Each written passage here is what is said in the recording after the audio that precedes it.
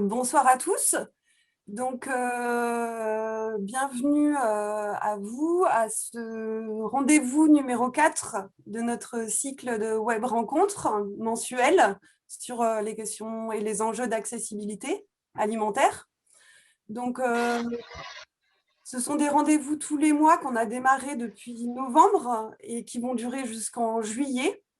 Et à chaque fois avec comme objectif de partager des analyses autour des inégalités alimentaires, construire une culture commune autour des enjeux d'accessibilité alimentaire, se nourrir de travaux de chercheurs, s'inspirer d'initiatives de partenaires ou d'acteurs du mouvement des AMAP. C'est aussi de partager des savoirs et savoir-faire en AMAP, le but étant de renforcer nos capacités d'action collective. On va essayer de finir à l'heure, et d'habitude, on arrive à bien tenir l'heure. Même, je crois que la dernière fois, on a fini 5 minutes en avance. Donc, le but, voilà, c'est pas de trop tirer. Et puis, on ouvre des discussions, et 2 heures, on peut aller assez loin. Et en même temps, on espère que les discussions se poursuivent dans les territoires aussi. Voilà, c'est juste ce soir. Donc le thème, c'est autour des paysans dans l'accessibilité alimentaire. Quand on a monté le cycle l'année dernière, l'été dernier, tout simplement, on s'est dit qu'il était essentiel de questionner autant la participation des personnes en situation de précarité dans la construction et la recherche de solutions collectives pour une alimentation de qualité et choisie. Donc là, c'est le rendez-vous du mois prochain où on va zoomer sur ce thème-là. Et c'était aussi essentiel d'aller questionner la place et la participation des paysans et des paysannes dans ces initiatives et dynamiques collectives. Donc celles et ceux qui travaillent la terre avec le végétal et le monde animal, bref, ceux qui nous nourrissent. C'était aussi en écho de paroles de paysans de nos réseaux d'AMAP qui s'interrogeaient sur le fait qu'ils nourrissaient principalement des personnes qui ont des moyens et qui aimeraient que les aliments qu'ils produisent soient plus pour tous. Et comme on est en AMAP, on s'interroge donc sur comment les paysans en circuit court et notamment en AMAP vivent et perçoivent ces questions d'accessibilité alimentaire en général, mais aussi au quotidien. Et comment il est possible d'agir. L'action est collective, mais qu'en est-il du point de vue des paysans? Quelle place et rôle des paysans? On pourrait ouvrir aussi sur les porteurs de projets aussi à l'installation, la question. Vaste question qui s'ouvre, effectivement. Ça nous demanderait plus de 2 heures pour faire le tour. Ce soir, on propose de débroussailler la chose, et notamment en donnant la parole à des paysans et paysannes. Merci Céline d'être là, d'ailleurs, parce qu'on s'est rendu compte qu'avec Noémie, au départ, on avait 3 paysans et on s'est dit, mais où sont les paysannes? Et donc, merci beaucoup. On est là. Voilà, pour que chacun nous partage des expériences, des regards aussi, des points de vue sur la question et aussi des propositions. On prendra à chaque fois un temps de questions-réponses et une invitation aussi à partager des expériences que vous vivez aussi dans vos territoires, et notamment s'il y a des paysans en AMAP et paysannes, en AMAP ou pas que. Voilà, on vous invitera fortement à prendre la parole. Donc, 4 témoignages.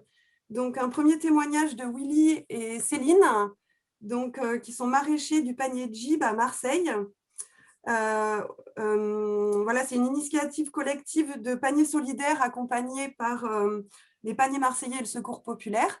Donc, ils nous partageront leur expérience. Puis, on donnera la parole ensuite, après des échanges et des questions-réponses, à Gwen, qui est paysan en AMAP en Lorraine, et Jean-Claude Balbo, qui est paysan à la retraite, qui interviendra pour partager des propositions du collectif pour une sécurité sociale de l'alimentation, et notamment quelle place, rôle donner ou redonner aux paysans dans nos territoires et dans nos dynamiques citoyennes, collectives et démocratiques. Voilà les 3 temps de ce soir. On démarre tout de suite, peut-être. Tout simplement. Donc, c'est Will et Céline qui ont accepté de se prêter au jeu du témoignage et des questions-réponses que vous aurez. Willy et Céline, voilà, si vous pouviez vous présenter. Qui êtes-vous? Où êtes-vous? Bien Exactement. sûr. Ben, Et puis nous parler voilà, des raisons qui vous ont poussé à livrer des groupes en AMAP et les différents groupes que vous livrez à Marseille. Je donne un indice déjà. Puis le panier de Gib en particulier. ouais, merci. Merci. Donc, bonsoir à tous. Donc, Willy Lenadier et Céline Genot. Donc, nous sommes maraîchers à Pernes-les-Fontaines dans le Vaucluse, dans le sud du département. Je me suis installé en 2015 et j'ai démarré une collaboration avec les AMAP, avec la MAP d'Entraigues en 2017, par laquelle j'ai rencontré Céline. Donc voilà, et en fait, après, on a décidé de travailler ensemble, et donc on travaille ensemble depuis l'année dernière, et, euh, et on va se monter en GAEC normalement en avril prochain, le 1er avril, normalement, s'il y a des DT gentils avec nous. Voilà, et donc voilà, on est installé sur des terres familiales, qui était un agriculteur qui était un agriculteur qu'on a repris. Et voilà, donc on distribue plusieurs groupes de paniers, euh, dont 4 à Marseille et une à Map à Entraigues. Donc, voilà, il y a 2 tournées à Marseille, le mardi et le jeudi, dans lesquelles la première, il y a 3 distributions. Donc, c'est le panier Jib en premier, et après le panier Coco Velten, et après le panier de la Millière. Et après, le jeudi, c'est le panier de Saint-Ginier, qu'on fait en simultané avec Céline. Céline est à Entraigues, à la map d'Entraigues sur la Sambre. Voilà un peu pour nos différents parcours de panier. On a décidé de se lancer, de me lancer tout d'abord en AMAP, déjà pour un contact direct avec le consommateur, créer des liens, parce que finalement, au fil des années, on commence à se connaître. Voilà, c'est un lien plus proche que peut avoir un marché, ou que peut avoir tout autre type de débouché.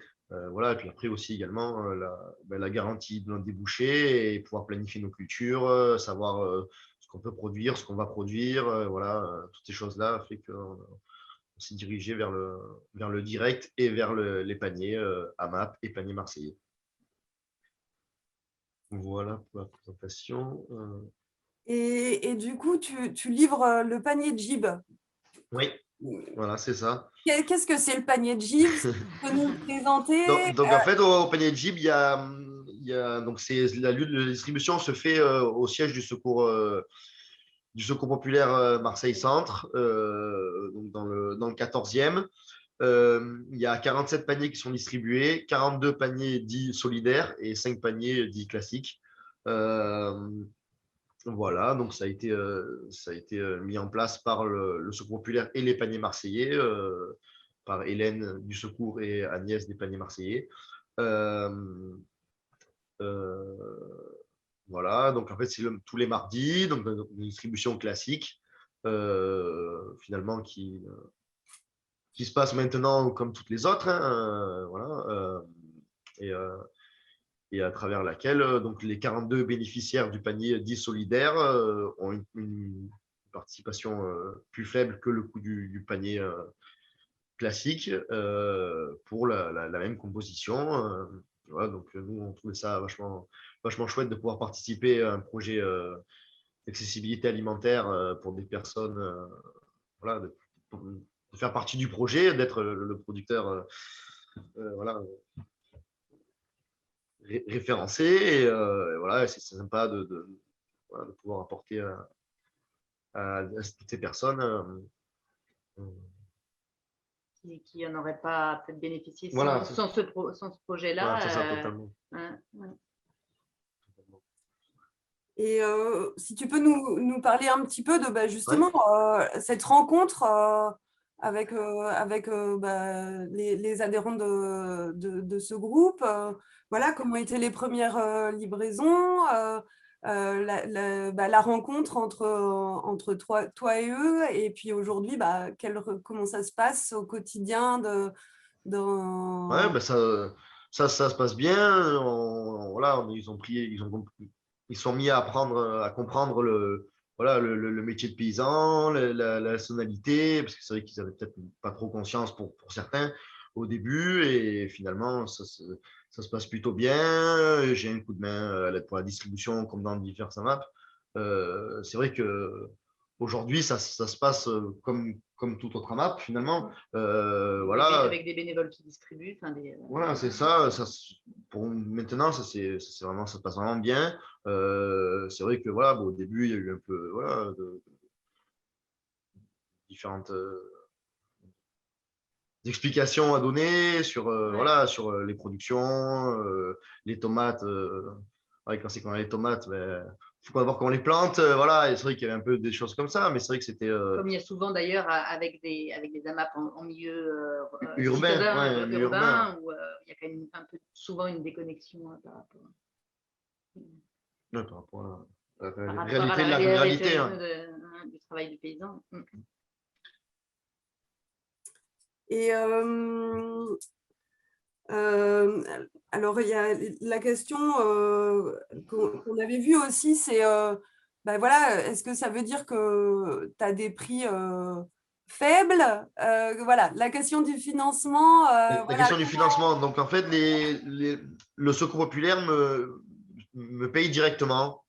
Les bénéficiaires payent leur participation au panier directement au secours, et le secours me verse, nous verse mensuellement le coût des paniers, comme ça se passe pour la map d'après.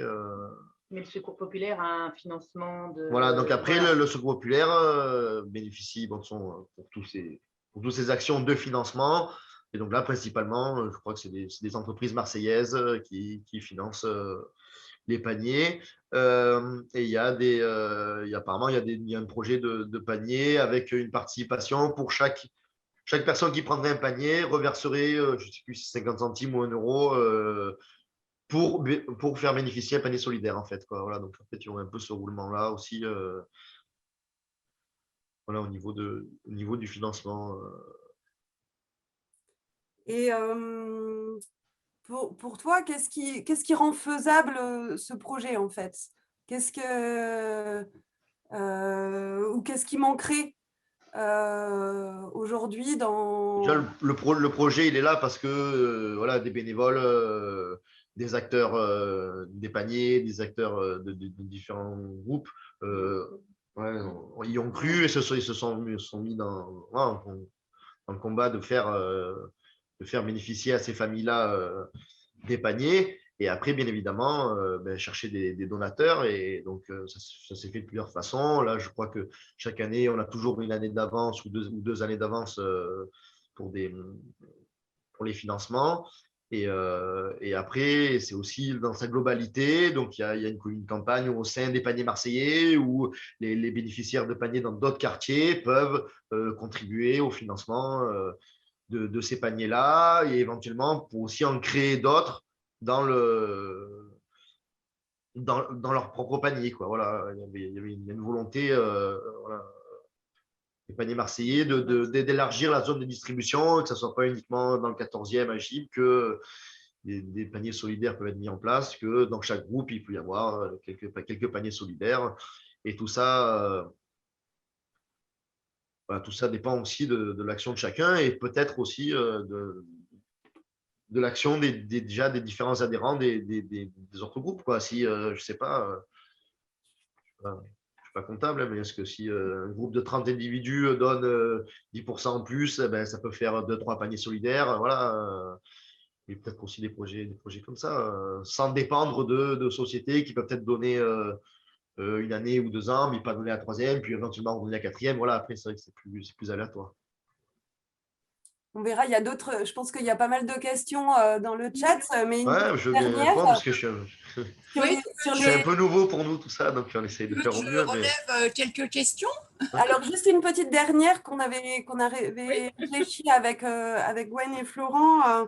C'est, voilà, est-ce que tu parles de de ce partenariat-là avec ce groupe, avec d'autres paysans? Voilà, et quels échanges tu as avec d'autres paysans sur ce partenariat un peu spécifique et voilà, c'était savoir ça, ou qu'est-ce qui se discute quand on discute avec d'autres paysans et savoir si quand on discute avec d'autres groupes d'AMAP que vous livrez, toi ou Céline, voilà, est-ce que ça donne envie à d'autres de saisir de ces problématiques d'inégalité peut-être économique, inégalité économique et alimentaire, quoi. Voilà, est-ce que ça fait un peu dans les discussions, qu'est-ce que ça crée autour de vous? Ouais, ben, au niveau des producteurs, c'est vrai que ce qui revient, ce qu'il faut rappeler, c'est qu'en fin de compte, le panier est le même pour tous les groupes. Donc, en fin de compte, le travail reste quand même le même, le contact reste finalement à force le même. Après, c'est vrai que les différents Amapiens ou adhérents des différents groupes de paniers trouvent ça génial d'avoir ce groupe-là ah oui, oui, tu distribues les paniers Jib, ouais, quoi, c'est chouette, machin. Voilà, ils trouvent ça sympa d'avoir aussi ce côté social dans la démarche des paniers et juste pas uniquement proposer des paniers à une élite urbaine ou à une élite, voilà, élite ou des gens qui, voilà, qui puissent se permettre.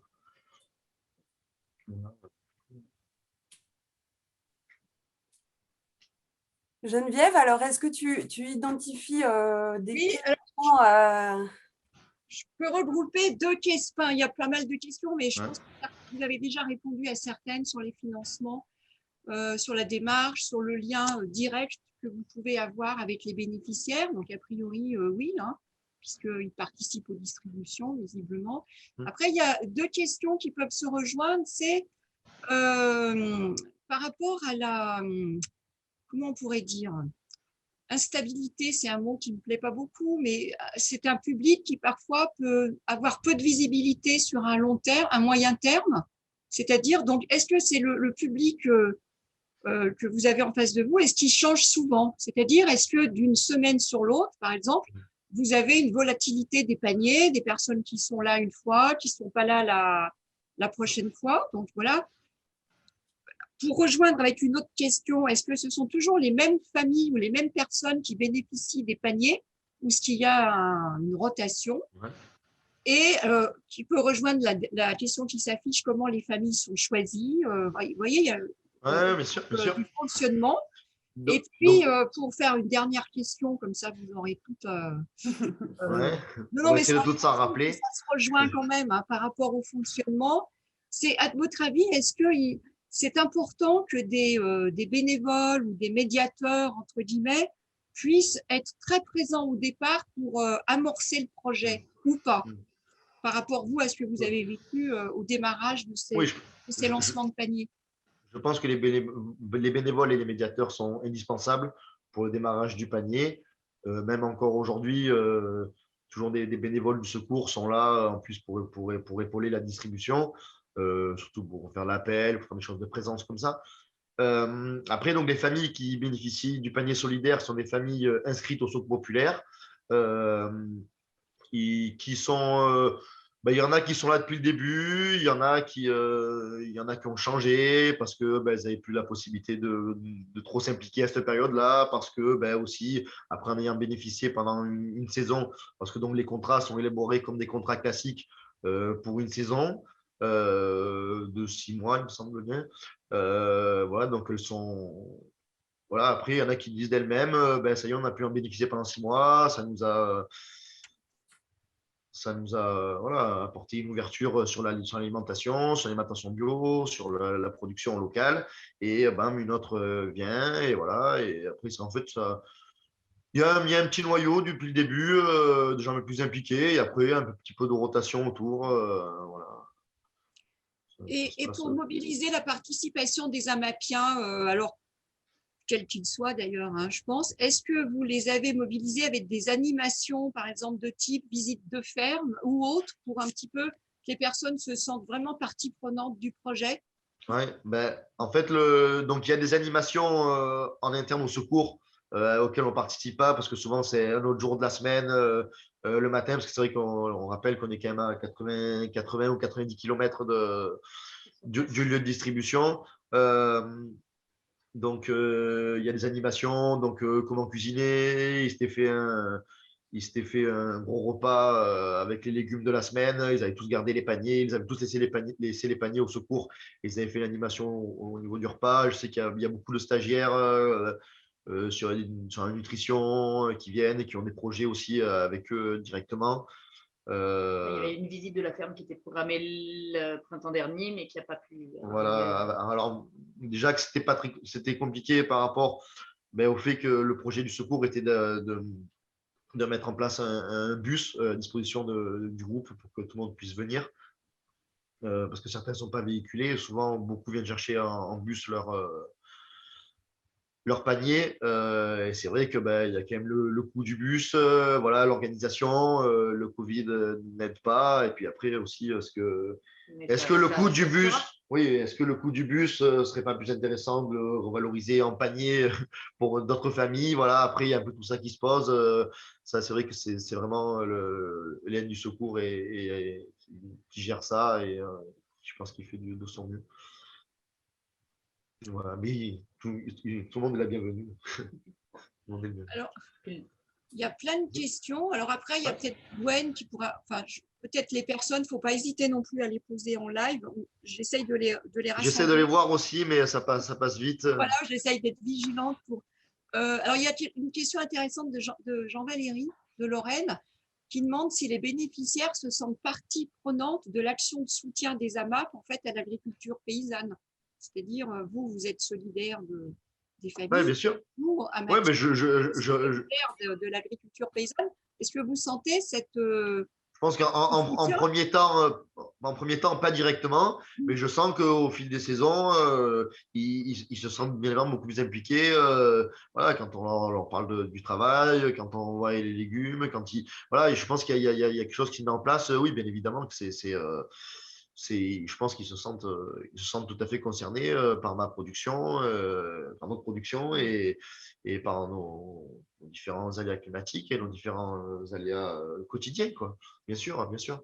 Et alors, il y a Gwen aussi qui est maraîcher en AMAP qui demande, alors Gwen, tu pourras peut-être préciser aussi, c'est-à-dire qu'en pensent vos amis paysans, vos collègues paysans de cette démarche? Est-ce qu'ils sont à l'aise avec la relation commerciale qui est encadrée par un dispositif de panier solidaire? Alors, si Gwen, tu veux préciser ton point de vue en tant que maraîcher aussi en AMAP. Oui, non, moi c'est exactement la question que je me posais. C'était comment est-ce que c'est vu par les collègues paysans? Est-ce que ça les fait réfléchir? Est-ce qu'il y a des réticences du fait de changer la relation commerciale, hein, qui est plus de 1 à 1, mais il y a un intermédiaire solidaire dans le dispositif financier. Je voulais savoir comment est-ce que vous voyez ça avec les collègues? Pour y répondre directement, ça change pas grand-chose. J'ai pas l'impression que ça pose problème. J'ai pas l'impression que Non, pour nous, on le voit vraiment. nous, aujourd'hui, on le voit vraiment comme une distribution comme une autre, quoi. C'est vrai que ça s'est fluidifié, c'est devenu harmonieux. Moi, j'oublierais même que les bénéficiaires ne sont pas, voilà, économiquement, ne sont pas directement économiquement liés. Voilà, ça se passe bien. Et après, bon, de toute façon, du moment où on est à l'aise dans une relation AMAP, on est à l'aise dans ce type de distribution, je pense, hein. De toute façon, si on va directement dans un contact avec voilà, des consommateurs, je pense que peu importe leur niveau social, finalement, hein, c'est pas parce qu'ils sont plus en difficulté que il n'y a pas il y Et, a pas un lien. et de leur côté, Comment? Et de leur côté, en fait, aux paysans, est-ce que ça les fait réagir davantage? Est-ce que tu trouves qu'ils évoquent la question de l'alimentation, de l'accès à l'alimentation plus souvent vis-à-vis de toi, enfin, vis-à-vis de vous? Qui ça l'était. Excuse-moi, mais je comprends pas totalement ta question. Euh, non, J'ai eu l'impression que tu répondais à comment tu percevais toi en fait la relation avec les personnes. Ma question elle portait plus sur comment les est-ce que ça fait réfléchir en fait tes collègues paysans? elles sont la plupart des collègues paysans avec qui on collabore dans des échanges sont des paysans distributeurs du réseau des paniers marseillais et qui sont finalement pour certains, même membres de l'association des paniers marseillais, donc qui sont aussi à l'initiative un petit peu de ce projet-là. Je ne sais pas à quel point, donc je pense qu'ils le soutiennent, qu'ils le trouvent très bien. Et là, c'est vrai que pour cette année, il y avait une volonté d'élargir voilà, le cercle à la ville entière de Marseille, pour que ce ne soit pas uniquement, comme on dit, dans le 14e, là, une distribution qui est faite principalement de paniers solidaires, mais que dans chaque distribution, dans chaque lieu, dans chaque groupe, il y ait une part de paniers solidaires.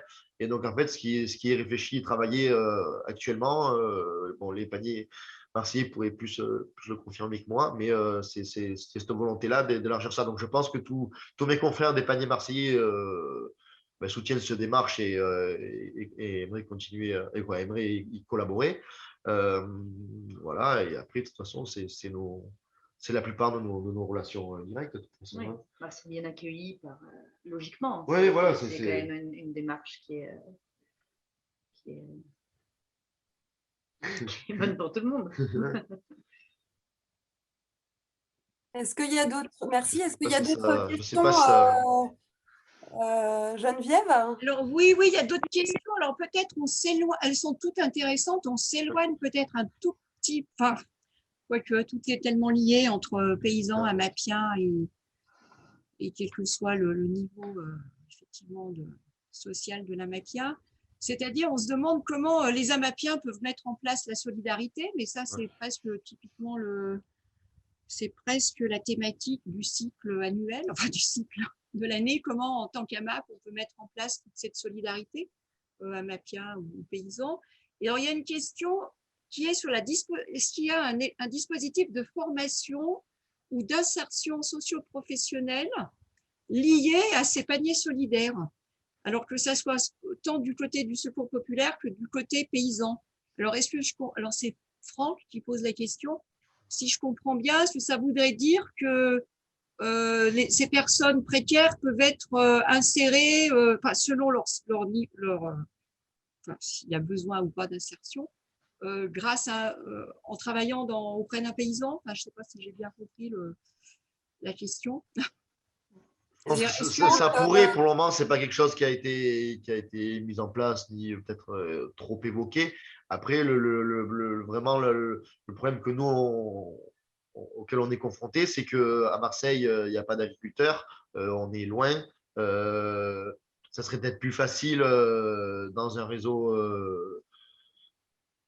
dans un réseau plus rural où voilà, des personnes seraient plus proches d'agriculteurs, je sais pas, pourraient donner un coup de main contre un panier, je sais pas moi après comment ça pourrait se passer. Ça serait envisageable de votre côté paysan. C'est un peu comme on voit, bon après c'est plus pour peut-être des vacances ou des voyages, mais c'est ce qui fait un peu dans le woofing aussi, où des personnes viennent donner un coup de main en échange d'expérience et de connaissances. Et voilà, c'est vrai que ça pourrait être aussi un échange plus réellement d'un panier concrètement. Voilà. Mais il faudrait être proche géographiquement. Là, dans notre cas, je pense que c'est compliqué. Après, je sais que certains sont la plupart des personnes qui ont été sélectionnées, même si c'est pas comme ça que c'est vu, c'est des personnes qui sont bénévoles au sein de différentes antennes de quartier, donc qui relaient déjà des denrées alimentaires du secours, bon, donc pas des fruits et légumes de notre production, hein, mais des denrées alimentaires du secours et qui les relaient au sein de leur quartier, de leurs immeubles. Donc en fait, eux, ils sont déjà font déjà beaucoup d'actions dans le monde solidaire. Voilà, donc après, ça arrive à les mettre en relation, mais ça peut être une réflexion, bien sûr. Alors, Il y a des questions. Alors, enfin, on est tous soucieux aussi de votre, soucieux que le paysan se rémunère correctement. Voilà, de votre aussi de vos ressources. Donc, dans les questions, c'était vraiment comment les personnes se soucient de savoir si vous, en tant que paysan, vous recevez vraiment la contribution à hauteur de votre travail. Enfin, si de travailler de cette manière, vous êtes rémunéré correctement. Ça, ça ressort plusieurs fois. Ouais, ben, c'est des paniers qui ont une valeur de 15 euros, comme les autres paniers. Et on touche cette somme de toute façon. Voilà, ça c'est Voilà. important. Voilà. Et alors, il y a une question hyper intéressante, c'est de se demander comment à terme on pourrait envisager que tous ces paniers soient accessibles pour tous, mais sans passer par un financement extérieur. Parce qu'on conçoit bien que si le panier coûte 15, la personne ne va pas le payer 15, donc il y a un financement extérieur qui prend le delta. Donc, qu'est-ce qu'on pourrait imaginer pour que on sorte des financements extérieurs pour arriver à cette accessibilité de panier, que vous soyez correctement rémunéré, que les personnes payent un prix aussi accessible, mais sans passer par une tierce personne. Enfin, ouais, donc après, est-ce que c'est le groupe en lui-même qui peut créer, je sais pas, des actions, des aménagements, je sais pas, des petits projets qui peuvent permettre de récolter un peu de sous pour l'association et dans ces cas-là, financer une partie du panier. Est-ce que chacun peut, en prenant une saison de panier, peut offrir, je sais pas, un panier. Et donc, s'il y a 26 semaines, dès qu'il y a 26 adhérents, il y a un panier, voilà. On va dire pour une personne, il y a encore, c'est pas le cas parce qu'ils en payent quand même une partie. Ouais, je pense qu'il y a plein de choses, mais là, je pense que c'est chaque groupe après avoir les possibilités qu'il a voilà, de créer voilà, je sais pas, un oui, il y a vide-grenier, plein de questions. je sais pas moi. On va pas Du coup, résoudre, mais il y a plein de questions. effectivement, juste, je me permets, dans le chat, je mets un lien vers une note de récolte d'initiative en AMAP qui montre un peu différents systèmes possibles, voilà, de prix différenciés avec de la solidarité interamapien à effectivement des dispositifs où il y a des cofinancements, sachant qu'il y a aussi à penser la pauvreté ou la précarité aussi dans une, il y a des précarités. Et c'est sûr que des personnes qui ont… Voilà, il y a peut-être à prendre en compte des besoins en fonction aussi des personnes et des personnes qui vivent avec des 500 euros par mois n'ont pas du tout les mêmes capacités de financement que quelqu'un au SMIC, mais ou juste en dessous, quoi. Et c'est là où il y a à penser peut-être des modulations dans les prix. Juste, voilà, je vous mets dans le chat la note de récolte où il y a un ensemble d'idées voilà, qui peuvent vous inspirer. Et de toute manière, c'est dans les prochains web rencontres, on va continuer à partager des initiatives plutôt collectives. Effectivement, peut-être revenir sur les paroles paysannes et moins sur les systèmes, même si c'est important, hein, bien sûr. Peut-être il est 19h11.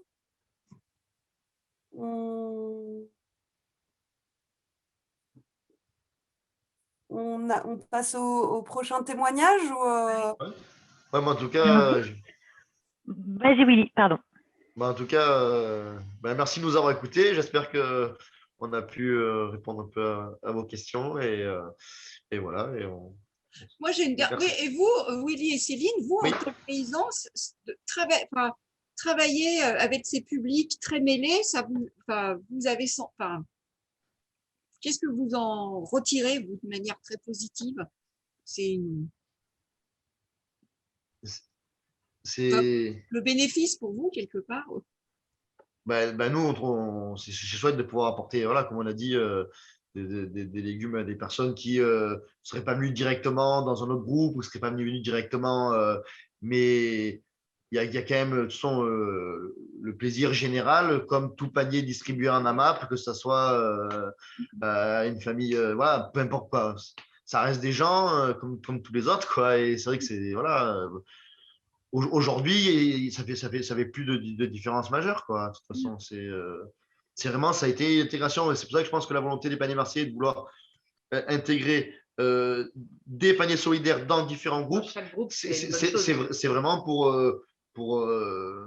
voilà, pour homogénéiser tout ça et en fin de compte que voilà, tout le monde, et peut-être que ce bénéficiaire-là qui finira une saison, et bien après prendra un contrat pour la saison suivante et ça sera un autre qui sera bénéficiaire et après le chemin se fera comme ça en fonction voilà, de leurs ressources. Alors après, voilà, il y a des choses à réfléchir, mais non, aujourd'hui, pour nous, c'est un bonheur comme tout autre de distribuer un panier en différents AMAP.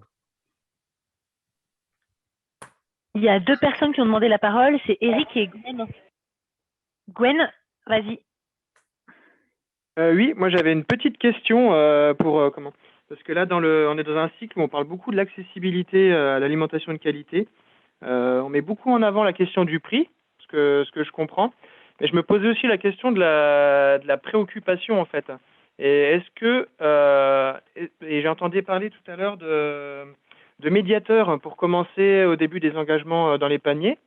Est-ce que c'est bien des médiateurs pour expliquer comment ça marche et par exemple donner des conseils de cuisine et de conservation des légumes? Est-ce que c'est bien ça? Oui, et finalement, c'est un peu ça. Après, des conserves, conservation de légumes, c'est vrai que globalement, les gens sont quand même apprécient quand même voilà, de cuisiner. Donc, c'est vrai qu'il y en a même, je pense, qui nous ont appris des choses. Mais non, en fait, les différents, je parle beaucoup pour Hélène et d'autres bon, s'ils nous écoutent, se reconnaîtront, qui sont bénévoles au secours ou sont salariés du secours et viennent, voilà. Comment dire, comme ferait un président d'AMAP ou différents membres du bureau, quoi, ou même différents voilà, bénévoles. Quoi. Je ne sais pas si j'ai bien répondu à ta question. Oui, c'est la première partie. La deuxième partie de ma question, c'est en fait, moi personnellement, des fois, je me pose la question vis-à-vis de la préoccupation. Est-ce que finalement c'est qu'une histoire de prix en fait, ou est-ce que dans les personnes que tu fournis, il y a des gens qui au début, finalement, c'était pas forcément la priorité de chercher à bien manger. Je me dis que des fois, c'est peut-être aussi des préoccupations qu'on a, mais c'est pas forcément celle de tout le monde. Et je reprends un exemple qu'on retrouve beaucoup dans le milieu militant, c'est dis donc, on préfère privilégier l'iPhone à la bonne bouffe. Ouais. Et c'est un peu ça que j'avais envie d'interroger à la bonne place. Il y a une prise de conscience, de toute façon.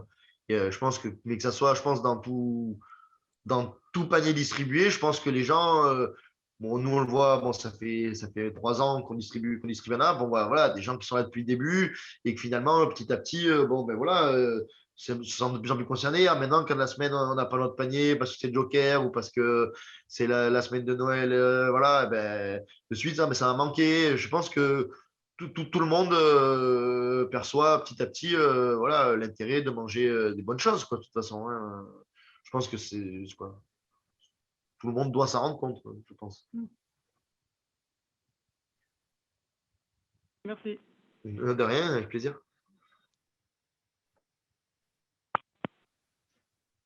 Dernière prise de parole, Eric, et puis après on passe à la deuxième séquence.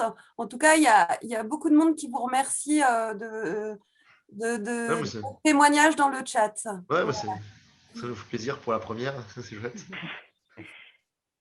Eric, on t'écoute. Je voulais renchérir et je voulais remercier Céline et Willy parce que leur présentation, leur témoignage, il était vraiment très intéressant. Super, merci, bravo. Merci beaucoup, ça nous fait plaisir. Merci. Alors, il y avait Florian qui avait levé la main aussi, comme l'intervention d'Eric a été rapide, on peut la prendre et ce sera la dernière. Ah oui, merci beaucoup. Déjà, merci à Willy et Céline d'être intervenus, d'expliquer tout ce qu'ils font. En fait, moi, c'était peut-être pour préciser la question que j'avais posée. Du coup, effectivement, c'est une question qui est un peu délicate et genre, c'est pas du tout pour vous piéger ou quoi que ce soit sur ce que vous faites, en fait. Mais c'est vraiment pour savoir si... En fait, si vous, de votre côté, c'est envisageable au niveau qui est une diminution du prix au niveau de la production. Une diminution du prix ou augmentation de la quantité, et ça peut passer, par exemple... Ouais, pardon. Oui. C'est-à-dire si on pourrait proposer le même panier moins cher pour des personnes dans le besoin. Ouais, voilà, c'est ça. En gros, la question est comme ça. Ouais, voilà, c'est ça. Ben, je pense que Hum, du moment où on distribue en AMAP, je pense qu'on essaye d'avoir un prix avec un coût de revient voilà, qui est pas de la moitié du prix de vente. Voilà, on essaye de se rapprocher au mieux, de réussir nos cultures, de proposer des beaux légumes et une belle diversité pour que malgré tout, voilà, on puisse vivre de notre métier, voilà, notre parcellaire. De toute façon, je pense que on pourrait pas le faire. Voilà, on a 2 salariés, un peu plus pendant la saison. On pourrait pas le faire sans avoir voilà, quand même ouais.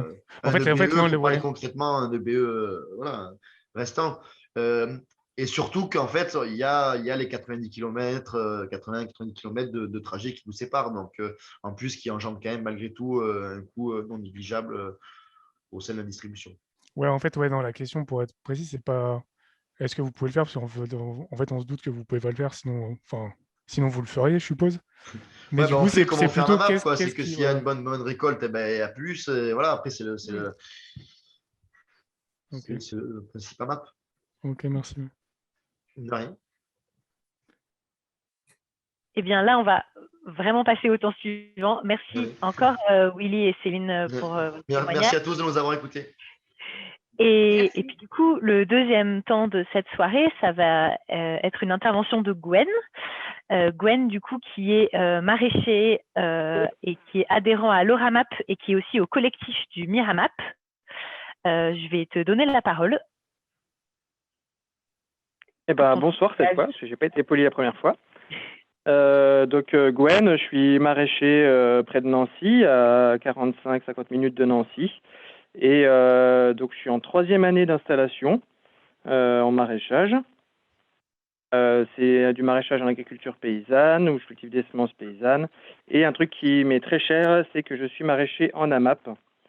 Ce qui porte beaucoup mon activité, c'est une quête d'autonomie qui passe par le collectif.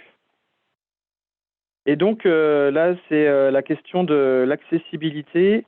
Et c'est vraiment un truc c'est une question qui me tient à cœur et pour laquelle, pour l'instant, moi de mon côté, j'ai pas de témoignage d'expérience concrétisé, mais c'est plus un partage de questionnements, d'observations questionnements et d'observations. Donc en fait, quand je me suis installé, j'étais dans mon coin et j'avais imaginé que je pourrais donner mes légumes. En tout cas, une part, je produirais une part et je donnerais une part de mes légumes. Et c'est quelque chose que progressivement, finalement, j'ai vite remis en question compte tenu finalement de l'objectif de rémunération qui n'est pas simple à atteindre dans un temps imparti. Chez moi, c'est particulièrement la question du temps dit qui me reste finalement pour d'autres activités que le maraîchage. Je pense que j'avais une vision peut-être un peu plus individualiste qu'aujourd'hui aussi, peut-être avec un peu une tendance aussi à vouloir porter le monde sur mes épaules, en me disant si je produis, il faut que je donne. Et c'est vrai que la question, là où elle se pose, c'est qu'effectivement, dans le champ, il y a énormément de légumes et ils sont là. Et finalement, moi, en tant que paysan, je suis un peu gêné quand même de voir autant de légumes et de me dire que finalement, sans argent, on n'y a pas accès. Et donc, passer en fait ce sentiment de responsabilité de porter tout ça tout seul sur mes épaules, je me suis orienté en me disant que l'autonomie alimentaire, elle devait passer par le collectif. Et donc, la MAP était une possibilité de collectif. Donc, j'avais pensé à faire des cagnottes, à voir si on pouvait s'appuyer d'institutions comme les CCAS, la CAF, particulièrement la MSA aussi, qu'on oublie, qui pourtant devrait être la première à montrer l'exemple. Et puis, avec le cycle de conférences, ça a été une occasion de porter des questions, de creuser les questions de fond. Et finalement, je me suis découvert que j'étais un peu sceptique sur le côté proactif d'une action militante au sein des AMAP, sur la portée des actions solidaires dans les AMAP. Mais je m'interroge encore, j'ai pas j'ai pas un parti pris déterminé sur il faut le faire ou pas le faire. Et du coup, je m'interroge d'autant plus sur la place d'une AMAP là-dedans, dans l'accessibilité à l'alimentation. Et en fait, ça m'a ramené le cycle de conférence à étudier la situation, en fait, la situation de l'accessibilité, de la pauvreté, et à me rendre compte que finalement, j'avais un peu deux approches. Il y en a une qui était celle de trouver des adaptations au sein des AMAP, qui d'une part peut prendre du temps, mais aussi beaucoup d'énergie, et qui pour moi comportait un petit risque quand même, un risque sur le principe 4 de la charte, celui de l'approche par l'éducation populaire, de présenter au sein de l'AMAP, de présenter les questions d'alimentation et les questions sur l'approche d'éducation. Pardon, je m'embrouille. Sur l'approche d'éducation populaire, en fait. Et j'avais un petit peu peur que finalement, de présenter des dispositifs, ça fasse perdre de vue, en fait, l'immensité de la pauvreté. En me disant, ah bah oui, moi je suis dans une AMAP, on a un système de solidarité, et du coup, voilà comment on fait face à la pauvreté. Et ça, pour moi, j'avais un petit côté sceptique là-dessus. Et donc en étudiant la situation, soit je trouvais des adaptations, ou soit finalement je me disais, est-ce que j'orienterais pas mon énergie sur les causes de la pauvreté, les raisons de la pauvreté. Et ça, pour moi, c'était complètement différent que de le faire de la place des AMAP. Je me suis dit peut-être que finalement, aborder les causes et les raisons de la pauvreté, ça se fait peut-être en dehors d'une AMAP. Et donc après, j'ai pensé aux organisations politiques. Donc d'une part, il y avait les partis politiques, il y avait les mouvements sociaux, et puis après, si on n'est pas dans les partis politiques, il y avait les organisations politiques anarchistes. Et donc pour revenir ici aux AMAP, donc si je me recentre sur les AMAP et la pauvreté, je me suis dit, mais comment je peux faire pour répondre à l'accessibilité si finalement je ne fais pas d'adaptation et que je m'interroge et que je m'oriente vers les racines de la pauvreté. Je me suis dit, qu'est-ce qu'elle peut faire, la MAP? La MAP, pour moi, elle peut répondre au principe 3 de la qualité de l'alimentation et de l'accessibilité. Elle peut le faire, en fait, par le principe 4 de l'éducation populaire. Et sur ce principe 4, comment est-ce que je pouvais aborder la pauvreté la pauvreté au sein de la MAP? Ça s'est fait avec des réflexions en fait au sein de la MAP, en fait, de se rendre compte que finalement effectivement il y avait des réflexions sur les cagnottes qui avaient été faites. Est-ce qu'on en faisait avec le CCAS? Puis on trouvait l'énergie, on trouvait pas l'énergie, puis les bénévoles moteurs au sein de la MAP tournaient et le sujet n'avançait pas. Et on l'a fait aussi l'année dernière, en fait, on a été sollicité, en fait, par une personne et qui après nous a admis qu'elle manquait peut-être d'argent. Donc on s'est reposé la question des cagnottes solidaires. Et puis, en fait, finalement, ça m'a posé à réfléchir non pas à la pauvreté, mais finalement à l'argent, en fait, à la question de l'argent, de qui fait que tous ces légumes qui sont là, en fait, qu'est-ce qu'on fait pour qu'ils soient accessibles ou pas, et comment on met en lumière, en fait, le fait que finalement, ils ne sont pas si accessibles que ça, en l'absence de dispositifs, et parce que finalement, moi, en tant que paysan, finalement, ces légumes, finalement, je les donne que, dans mon cas, je les donne que quand il y a de l'argent en face. Et donc, pour moi, en fait, c'était aussi finalement, ce qui était important aussi pour moi, c'était de montrer les limites, en fait, montrer les limites du système AMAP en absence d'autres dispositifs, en absence et en présence d'une pauvreté qui finalement dépasse la MAP, les questions de la MAP, première de la MAP en tout cas pour moi. Et donc pour moi, une manière de le faire, de mettre en lumière que l'accessibilité aux légumes passe toujours par l'argent dans mon AMAP. Et une manière de le faire, c'était de montrer la transparence sur les comptes, de le faire de mettre à dispo la comptabilité pour que des adhérents s'y intéressent, de mettre en lumière le prix, de la part de production, du besoin de chiffre d'affaires, en présentant des objectifs de financement de l'entreprise, en présentant des objectifs de rémunération, du maraîcher. De montrer aussi la transparence sur les subventions, le crédit d'impôt, l'aide sociale, parce que quand j'ai pas assez de revenus, moi-même je bénéficie d'aide sociale. Et de bien montrer que tout ça fausse encore le prix des légumes. C'est important pour moi aussi de montrer les limites, de montrer toutes ces limites en fait. Et donc pour conclure, je me suis rendu compte que pour moi, dans un premier temps, ce qui était important, c'était de faire l'apprentissage de ces limites en fait, de bien mettre en lumière que finalement c'est le prix et donc l'argent et la pauvreté qui créent ces limites là en fait. Et je trouve que par l'éducation populaire au sein de la MAP, ça peut permettre d'inviter à prendre en main les causes de la pauvreté et donc de le faire, pas impossible de le faire dans la MAP, mais de le faire aussi en dehors de la MAP. Et donc je continuerai donc de m'interroger sur ces questions-là. Et je suis aussi très enthousiaste en écoutant le témoignage de Céline et Willy et ça me remotive de nouveau à voir comment je peux quand même faire des cagnottes solidaires dans la MAP et c'est des questions que je continuerai de porter. Voilà.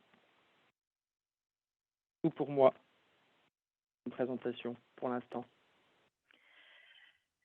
Merci beaucoup, Gwen, pour ce témoignage et cet état de tes réflexions. Geneviève, je te laisse la main pour la prise des questions dans le chat. Alors, déjà, je pense que le témoignage de Gwen nous a fait une belle ouverture, peut-être sur le sujet 3, qui sera la sécurité sociale de l'alimentation, puisque ça a été relevé que toute la réflexion de Gwen rejoint la création d'une SSA pour changer le paradigme politique autour du droit à l'alimentation. Mais on va l'aborder. Donc, c'est vrai que là, Gwen, tu nous as fait une belle intro, peut-être par rapport au sujet qui va venir. La question qui arrive, c'est de se demander, est-ce que c'est... du coup, par rapport à la réflexion de Gwen, est-ce que ça veut dire que ce n'est pas aux AMAP de s'emparer du problème de la pauvreté? Et comment on fait avec l'éducation populaire? Enfin, concrètement, on fait comment avec l'éducation populaire pour s'interroger sur l'origine de la pauvreté? Et il y a des... voilà, donc ça c'était une grosse question. Et une deuxième, c'est-à-dire en se disant que la question de la pauvreté, on arrive toujours à pallier avec justement les paniers solidaires, on pourra toujours les servir à vie à certaines personnes si les ressources n'augmentent pas. Donc c'est un palliatif, mais un palliatif qui ne résout pas le problème de la pauvreté. Voilà, pour l'instant, c'est les réflexions que j'ai, parce que c'était très fourni, l'intervention de Gwen, là. Je ne sais pas si vous avez tous chacun des...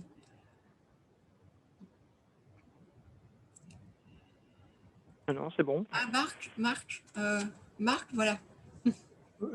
Oui, moi, c'est à la fois une intervention et des questions aussi qui peuvent être posées aux producteurs en AMAP. Bon, d'abord, sur la question de l'accessibilité, oui, c'est certainement, effectivement, l'accessibilité économique, c'est la barrière principale qui empêche les personnes précaires d'accéder à l'alimentation de qualité. Par rapport à ça, je pense qu'il y a plusieurs réponses qui sont possibles. Ce n'est pas la thématique, mais pour donner des ouvertures, il y a évidemment la sécurité sociale de l'alimentation, mais qui est quand même un projet global et qui se veut à l'échelle macro, c'est-à-dire à l'échelle nationale. Même s'il y a des villes, effectivement, qui sont tentées par l'expérimentation.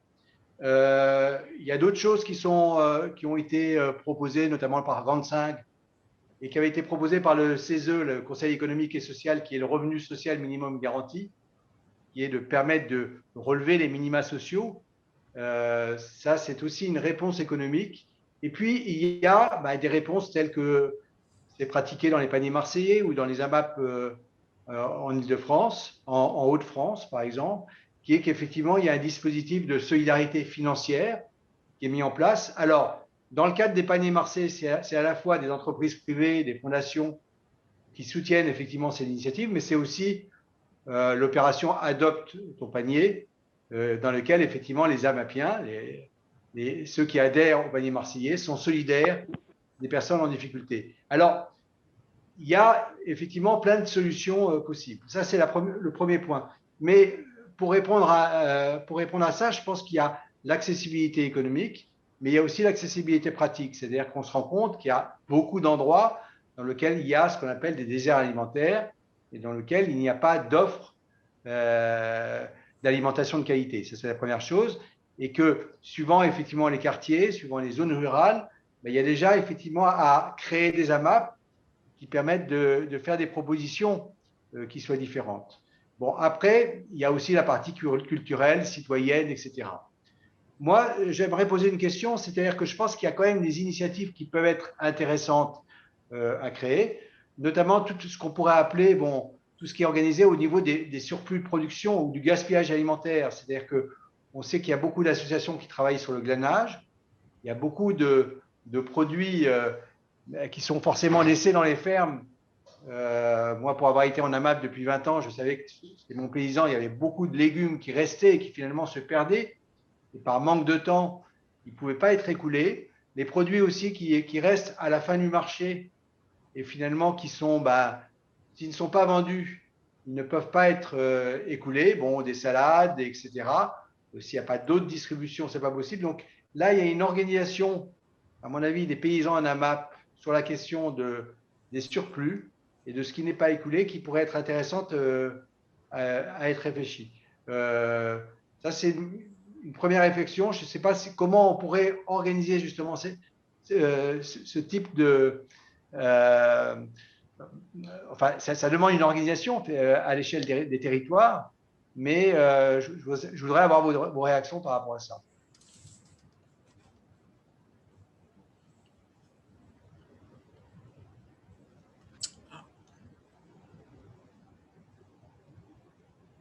Pour moi, Gwen, oui, je veux bien. Pour moi, Gwen, je ne saurais pas te donner de réponse là-dessus. Bon, la question est posée. Est-ce qu'il y a d'autres paysans autour de la table, peut-être de la grande table Je ne sais pas si vous m'entendez. Florent? Ouais, vous m'entendez? Florent, oui. Ouais, moi je veux bien répondre à la question de Marc et à son commentaire. Moi je pense qu'effectivement il y a le frein économique, il y a la question sociale et je pense qu'on peut, au-delà des différentes initiatives qui ont déjà été présentées, on peut beaucoup travailler sur le côté culturel et le côté culturel pas d'une manière qui va être descendante avec je vais t'apprendre à cuisiner ma cuisine, mais avec quelque chose qui est partagé et quelque chose qui est festif. Nous, on fait plusieurs fêtes annuelles sur la ferme ou dans le village autour de l'agriculture et autour de ce qui se passe sur la ferme. Et pour nous, c'est toujours un objectif hyper important d'ouvrir ces fermes bien au-delà de la map qui est sur le village. La dernière fête, par exemple, le 20 septembre dernier, on était 300 et il y avait vraiment des gens qui venaient de partout. Et notre objectif, c'est pas de faire la fête des jeunes agriculteurs où il y a 5000 personnes et on fait du quad et où les gens viennent en consommateurs, mais c'est vraiment une fête AMAP populaire, mais qui est quand même très accessible avec des choses à manger. Nous, il y avait des Amapiens qui sont venus avec leur poney, donc du coup, il y avait le petit tour de poney sur la ferme qui a attiré plein d'enfants et de parents que nous, on croise à l'école habituellement sur le village, qu'on ne voit pas d'habitude pousser les portes de la ferme et qui, là, sur un événement festif, ont peut-être réussi à aller au-delà de cette barrière que eux-mêmes se mettaient de c'est pas pour moi le bio, c'est pas pour moi la ferme, l'agriculture paysanne. Eux-mêmes se la mettaient, mais certainement aussi les Amapiennes et les Amapiens et nous-mêmes mettions aussi une barrière en présentant la chose comme quelque chose de très militant, très engagé, alors que pour moi, il faut absolument sortir de ça. Il faut vraiment montrer que c'est quelque chose chose pour tout le monde, qui est festif, dans lequel on prend du plaisir, et donc avec des fêtes, des trucs comme ça. Et un exemple concret pour répondre à ta préoccupation sur les surplus. Bon, nous, on est en maraîchage, plantes aromatiques, fruits et un peu de miel. En maraîchage, on n'a pas énormément de surplus, mais on a parfois, je dirais pas un surplus, mais on peut avoir des légumes abîmés ou mulottés. Et donc, moi, ça me ferait pas du tout plaisir de me dire que ces légumes-là, ils vont pour des gens en situation de précarité brute. Par contre, parce que pour moi, ils n'ont pas à avoir des légumes moins bien ou moins jolis, parce qu'ils ont moins d'argent.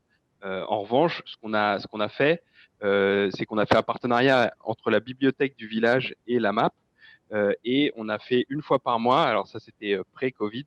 Du coup, il y avait 2 AMAPiens qui venaient faire les récoltes avec nous, et ils avaient 2 caisses et ils récoltaient tout ce qui était mulotté ou un peu abîmé. Et le lendemain, il y avait un atelier cuisine à la bibliothèque avec à chaque fois une dizaine de personnes, et c'était organisé par une Ivoirienne du village, donc qui faisait de la bouffe ivoirienne, mais bien plus large. Et l'objectif, c'était vraiment d'aller toucher un peu tout le monde sur le village, dans les participants de cet atelier-là.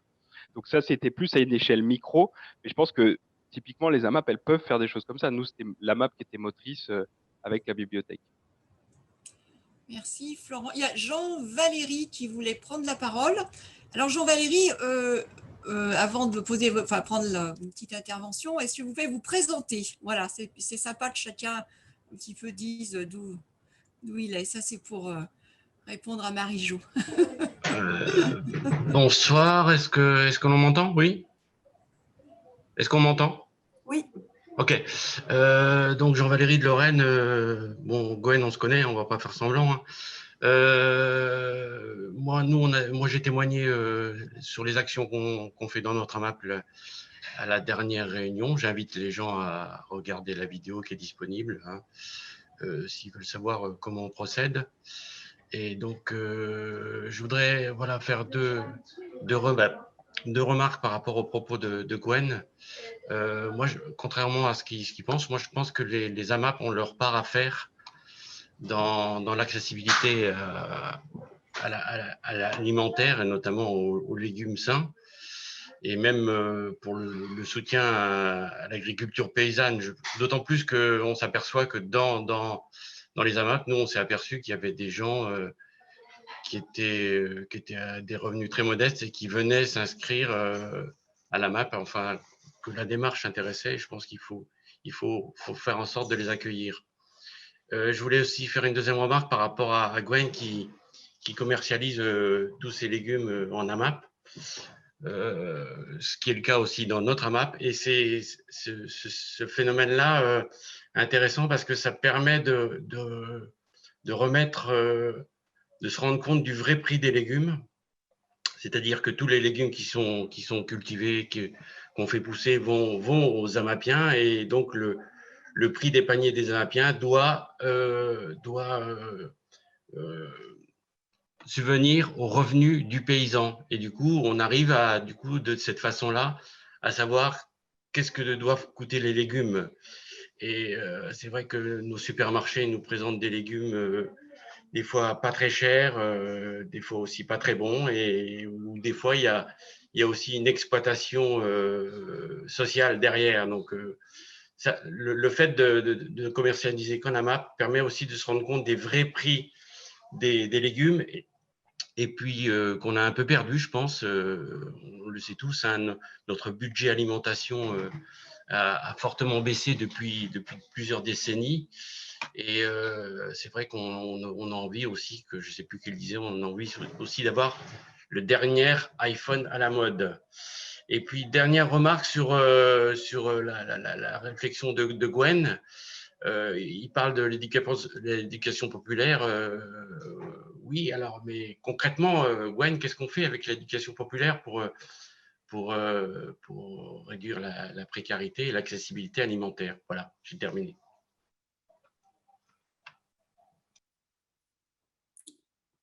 Gwen, est-ce que tu as des éléments de réponse quand on t'interpelle? Alors concrètement, en éducation populaire, j'ai l'impression que tu avais partagé pour toi déjà cette démarche de de transparence et d'échange autour du prix, c'était déjà une manière de faire de l'éducation populaire, mais est-ce que du coup pour toi, tu as d'autres idées à proposer ou à expérimenter ou des envies même un peu folles? Pour moi, ça interroge vraiment du coup la place que se donne la MAP vis-à-vis de la précarité. Pour moi, la MAP, elle n'est pas responsable de la précarité. Et ce que j'avais essayé de dire, en fait, c'est que pour moi, en fait, la première marche, c'est le constat. Et donc, c'est le constat justement du défaut d'accessibilité à une alimentation de qualité, et que finalement, cette accessibilité qui est dans le principe 3 de la charte des AMAP, et que finalement, pour ce constat, le principe 4 de la charte des AMAP pouvait y répondre. Donc c'était une manière au sein de la MAP déjà de partager ce constat en fait qu'il y a des inégalités dans la société et des inégalités dans la société et qu'on peut les retrouver ou pas dans la MAP. Et pour moi, elle est aussi un peu là, je pense, la différence. C'est autant je trouve très intéressant de s'armer, de partager, de s'armer collectivement, enfin d'être outillé collectivement. Et de pouvoir faire face à des situations de précarité, de pouvoir s'y adapter quand elles se présentent à nous. Par exemple, nous, on a eu le cas d'une intermittente du spectacle qui voulait adhérer, qui n'a pas pu,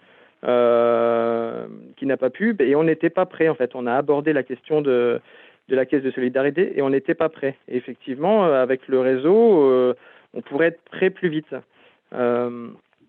Là, ça me parle. Moi, ce qui me gêne finalement un peu, c'est le risque d'invisibiliser, en fait, d'avoir, non pas d'invisibiliser, mais d'avoir le dispositif sans insister sur le constat des inégalités face à l'alimentation. Quant aux outils d'éducation populaire, non, moi, j'en ai pas au sein de mon AMAP, en restant dans l'AMAP, moi, j'en ai pas trouvé d'autre que de mettre en avant le contenu du panier, le prix de la part de production. Non, j'en ai pas trouvé d'autres. Après, il y a toute une éducation populaire à faire qui peut se retrouver, je pense, en dehors de la MAP. Mais pour le coup, c'est plus des questions d'AMAP. Et d'un autre côté, avec le témoignage de Willy et Céline, je trouve ça super chouette de voir que en fait, il y a des gens qui ont essayé la MAP au début, et puis que avec peut-être grâce au médiateur, que petit à petit, finalement, la préoccupation s'est installée en fait, de bien manger. Une fois qu'on y a goûté, finalement, donc c'est effectivement peut-être un bon moyen d'éducation populaire que de mettre des gens dans la MAP et d'éclairer en fait sur le besoin de bien manger en fait. Et sinon, non, j'ai pas d'autre solution. C'est tout.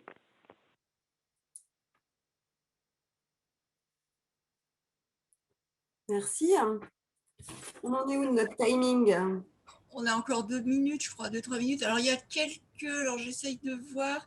Alors, c'est bien parce que dans toutes les réactions, ça nous ouvre vraiment les possibles pour les sessions à venir. Donc, il faudra que vous reveniez, qu'on reparticipe. Par le fait qu'une AMAP, elle est forcément impactée, mais elle ne peut pas faire tout toute seule. Donc, forcément, il y a des partenariats à nouer.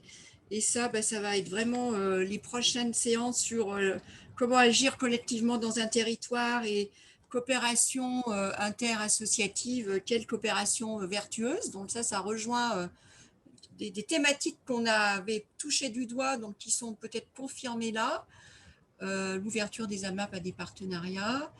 Eric qui nous dit qu'il y a des AMAP qui pratiquent différents prix pour un même panier, mais c'est les AMAPiens eux-mêmes qui choisissent eux-mêmes le prix qu'ils veulent mettre en fait. C'est ça, si j'ai bien compris, sans qu'il y ait de questionnaire ou de grille de revenus à remplir. Voilà. Bon, je vois, oui. Enfin, c'est toujours frustrant de ne pas tout lire, mais je pense que globalement, il me semble qu'on a à peu près tout balayé. Il y a Sonia qui a levé la main. Ah, vas-y. Rapidement. Et ce sera la dernière intervention. Voilà.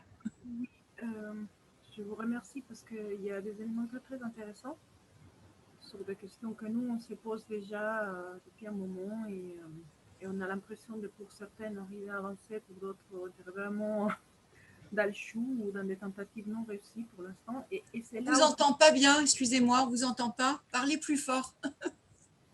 il y a parfois la sensibilité du micro qui bouge.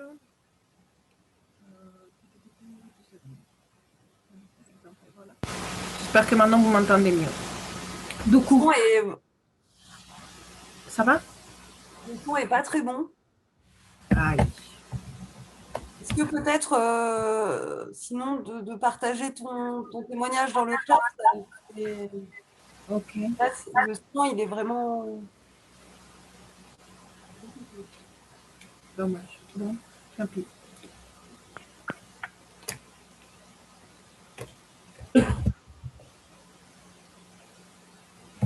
Désolée, hein, Sonia, hein, je pense que sinon... Et si tu peux couper ton micro aussi, ça fait un brouillard sonore, la technologie qui vient, qui nous rassemble et en même temps nous peut nous parasiter, malheureusement.